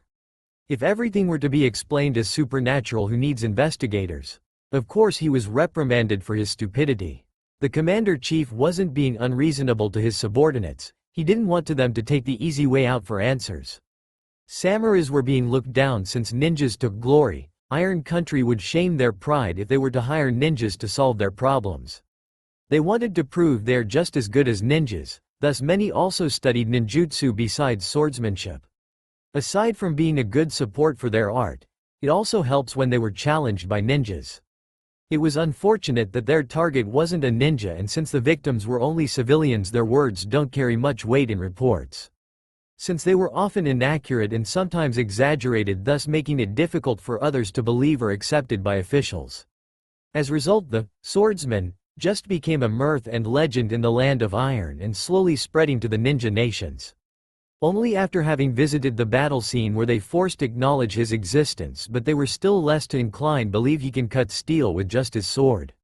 Let alone to cutting iron cuffs while it was still on the prisoners and without injuring them. On top of that, they still don't know who the swordsman was. Some survivors claimed they saw the fight but only reported a white blur and flashes before all bandits were killed. Again, the official didn't know what to make of it and very hard to put on the official reports. Once it was over, the cage were automatically opened along with all their chains. They said they felt a weight or a tap and all their cuffs were opened. After hearing about the white swordsman, they too thought he was a ghost. Otherwise there could be no other explanation. This was one of the reasons why the officials could not take their words seriously. Ironically, it was also these prisoners that kept severed cuffs were they forced to accept their tale. The poor guys still had the matching cuff marks to prove it. They had to admit that it looked like a sword cut and they only seen them on training bamboos. Even then they had to call in several experts because they couldn't believe the evidences themselves. Some had wondered if he was one of the missed 7 swordsmen. They were legends and were considered strongest swordsmen in Shinobi Nation. However, most top samurais would agree they were strong because of their swords and their skills to bring out its abilities. If you give them a normal blade, they would be just like any jonin but only with more experience. Whereas the swordsman they were looking for, his was pure sword art and he could be just as deadly with any other blade. Hence why he was the hottest topic in the samurai world. It was just too unbelievable. People like that don't appear out of the blue. Especially with those abilities, even if they weren't in their records there must at least someone knowing about them. There was also someone with the code name Battosai during the Samurai War, but he had long disappeared when the war was over, and this new Battosai was nothing like the old. Some speculated that he could be a student of the old Battosai, but many argued that the newer version seemed much more skilled. While the killing style shared some similarities, at the same time also looked very different. In the end they had to build his profile from scratch. At some point they also thought it was some kind of unknown Kekkei Genkei. Since then the Phantom Battosai became the biggest topic among samurais and other swordsmen. It was not that often a swordsman got this famous, hence he became a celebrity as Iron Country continues to monitor his progress. Aside from his disappearing tricks, they were also trying to figure out his style and whether the rumors do them justice. However, as more cases were brought in, new information spread and more rumors goes on the streets. Naruto thought his new nickname was cool, so he decided to dress the part and got himself a grayish-white samurai suit. While it was not unusual for a samurai garb, but among citizens it is normally reserved for upper-classed people. Unlike the poor, these people once distinguished themselves by showing they were not one for hard labor, which would result in dirt on their clothes. Dressed in white they show they were different. It was the reason why noble dress in both white and bright colors.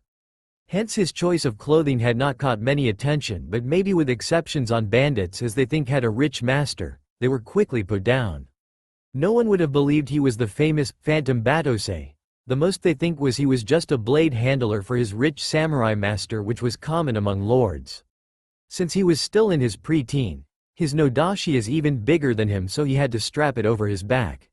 With the way he had patched his whiskers, it made him look like some underling or servant. Taking his master's advice, he also donned a mask to further hide his whiskers as he didn't want Konoha to recognize him. During his travels with Master Seijuro he had learned that he is what others called a human sacrifice, and they used the term Jinchuriki for people like him. The ash remain of the bandits were result of his Biji's energy, as they were hazard for humans including himself. If he was properly trained he could be a juggernaut for any village.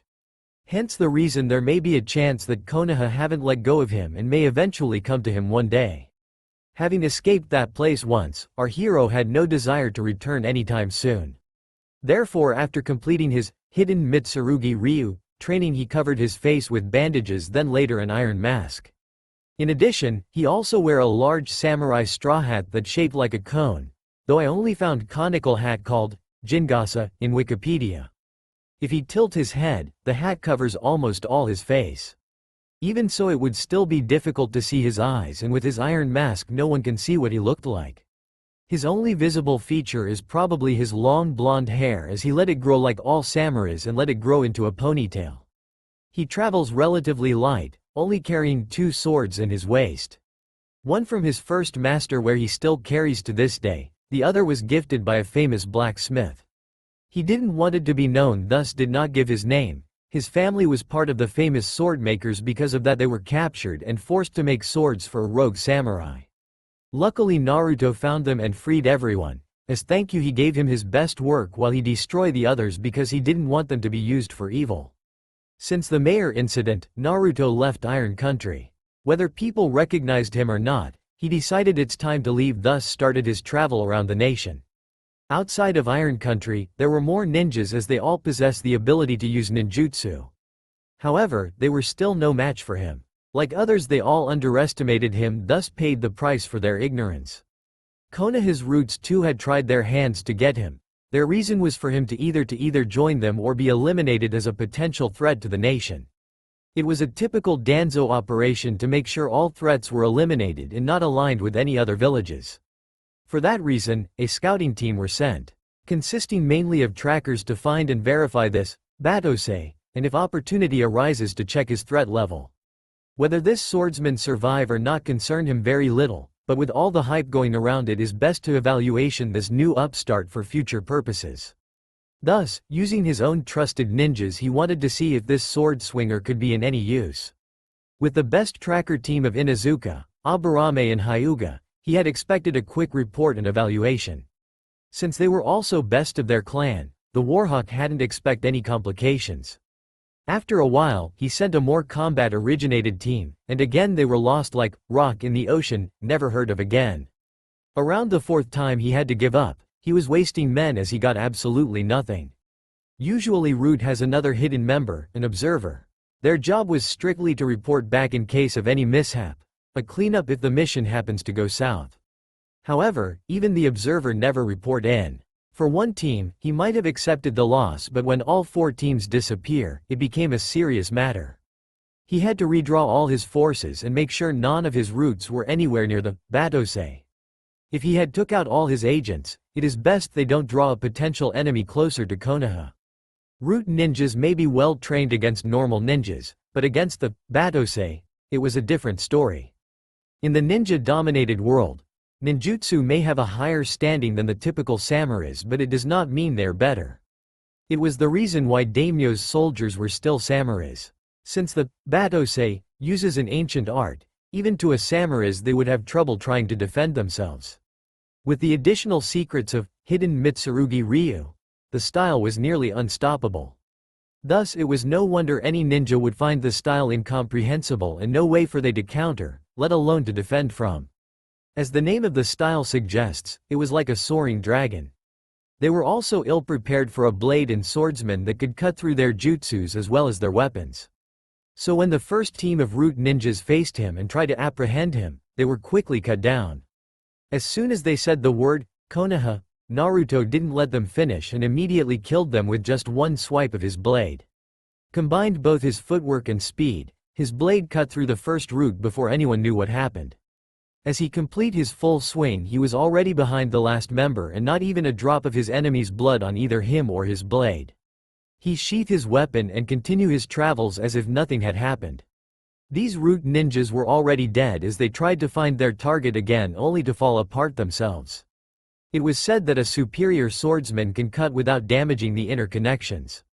That was until gravity or other forces took over and causes the parts to separate. In this case, the Roots fanatic turned to search for their missing opponent. Normally he wouldn't care about his old home, but these ninjas were openly threatened to abduct him. Naruto had heard hidden villages taking young children and train them into killing machines. One of them was the famous snake Sanin, Orochimaru. Another was rumored an organization from Konoha, but no one had solid evidence to prove it. Ironically, they were both from the very same village he had escaped from. Later, with the more combatant units, they were again too used to the ninja way of fighting and the standard practice sword. While they were stronger and much more experienced, they have not anticipated the follow-up of the hidden Mitsurugi Ryu, thus paid the price. This time it was their training that was their downfall.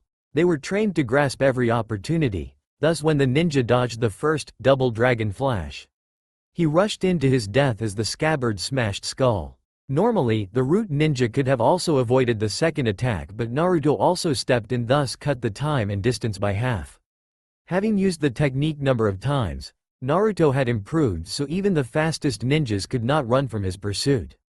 Combined with his foot movements, he can cover wider range and distance.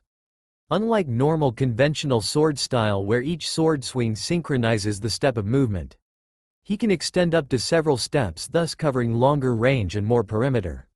The root strategy may have worked on normal samurai, but the Battosai was not normal. They thought it was just a simple Battojutsu, but instead he followed in with the scabbard. None of the roots saw it coming as the ninja took the initiative and charged in after the failed strike and right into the incoming secondary finisher, smashing his skull as result. Even among samurais it was abnormal because nobody expect to use the sheath as weapon, maybe as last resort after losing the blade, but never as part of the attack. While dual wielding was common for both samurais and ninjas, but to use it such way after the blade was drawn was just unthinkable. In the end, the root ninjas paid for it with his broken skull killing him on the spot. Before others can recover from the shock and sudden loss of their comrades, the Battosai had already taken another life. Their perception were too focused on the killing blow from the sheath to see another attack coming from below, right under their own eyes. By then the swordsman is already in the middle of their formation.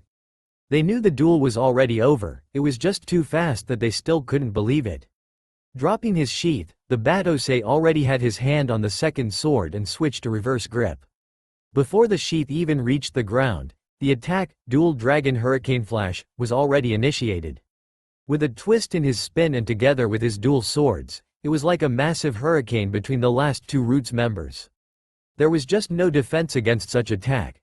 The technique not only sucked them in but also sliced through their katanas, leaving them cut like ribbons. It was a new technique Naruto created based on his master's Dragon Spin Flash, only he is going vertically upwards along with two blades. Using the twist like a coil and release, his attack was near unstoppable and cuts his surrounding enemies without mercy. It was over before the ninjas can even start their jutsus. There were just too many unknown factors from their opponent and nobody survived to tell about it. Ninja may be strong in the shadows, but samurais are always direct, thus in a straight fight they triumph over shadows.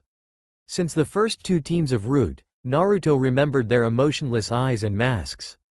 Thus when the third team came for him he didn't need to wait to find out what they wanted.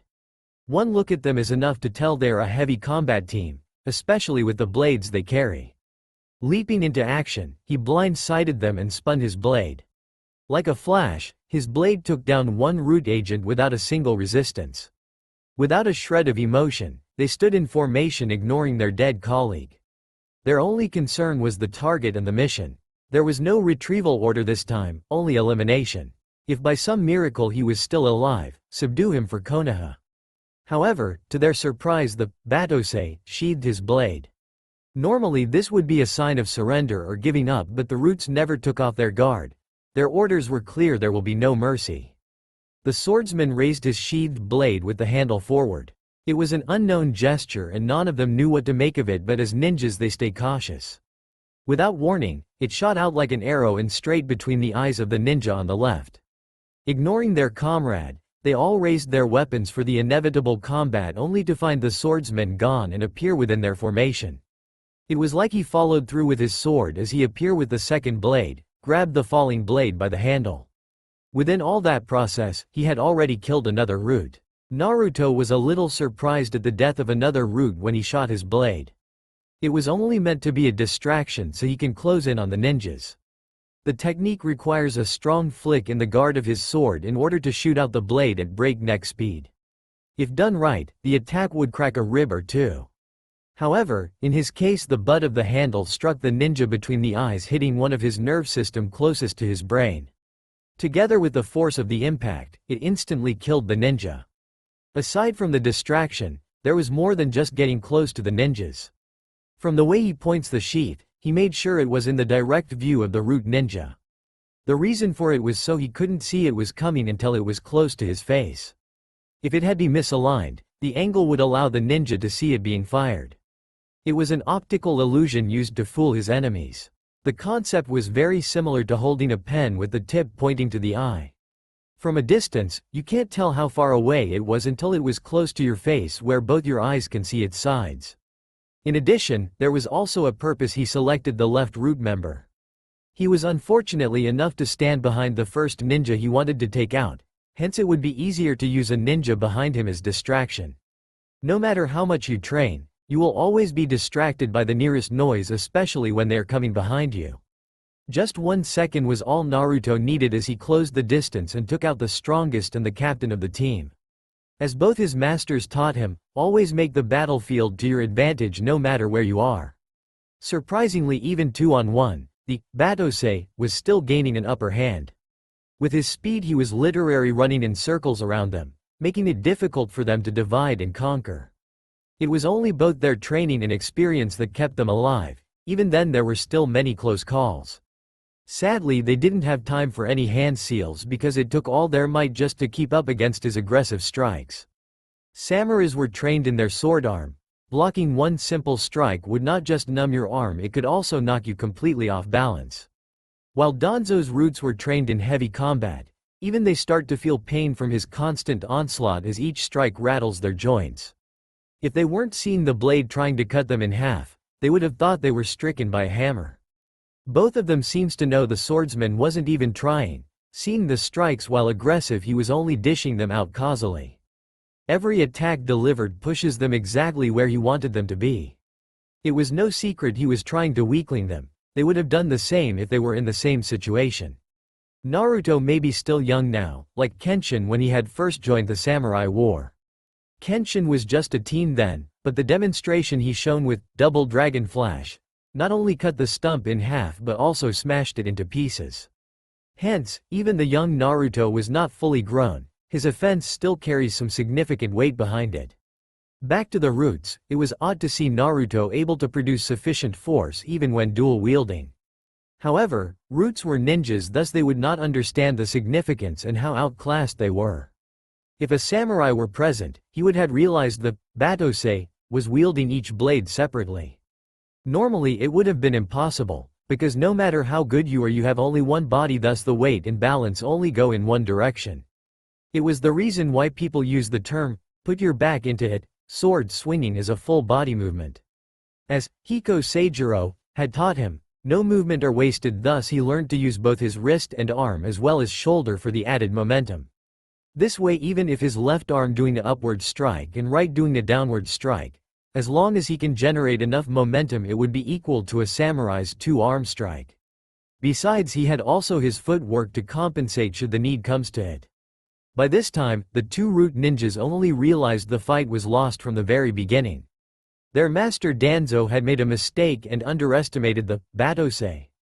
A quick exchange with one another, they made one last desperate attack and tried retreating together at the same time.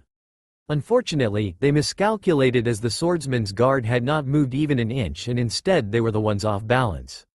The two ninjas try going separate ways and in opposite directions, this way at least one of them can report back to Danzo. Once again, they neglect to consider the Battosai's natural speed. Even they ran in opposite directions, Naruto was able to kill one then catch the other in matter of seconds. The last was split in the waist, and before he died he saw his other root ninja didn't get even 2 meters before being decapitated, and he didn't get more than 5. After the battle, one root waited until swordsman left before appearing.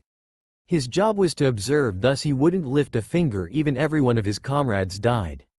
Just as he was about to leave, he was cut down like his other combatant units. Before he died he saw the Battosai walking away. He couldn't get away from his detection no matter how hard he suppressed his chakra.